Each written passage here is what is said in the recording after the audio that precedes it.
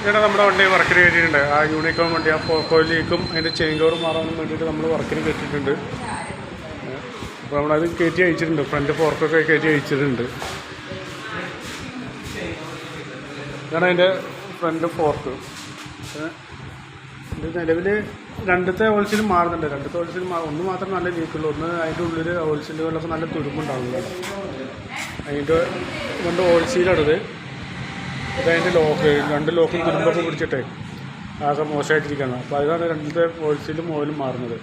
അതുപോലെ തന്നെ ട്യൂബ് നിലവിൽ വലിയ കുഴപ്പമൊന്നും കാണിക്കുന്നില്ല. അതാണ് ഇവിടെയൊക്കെ ചെറിയൊരു എന്തൊക്കെ പേപ്പർ ടൊറിച്ച പോലെ എന്തൊക്കെയോ ഒരു കാണിക്കുന്നുണ്ട്.